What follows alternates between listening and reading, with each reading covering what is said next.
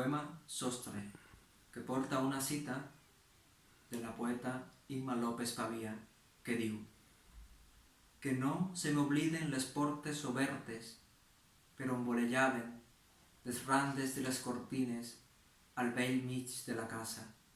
Imma López Pavía.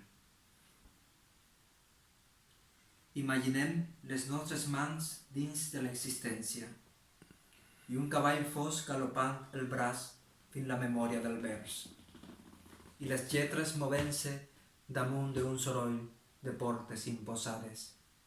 Imaginem una teulada grisa i mullada, un llibre impermeable, una escorça de fulles blanques en la caiguda intacta dels ulls. Aquest desig de dir-ho tot, sense dir res.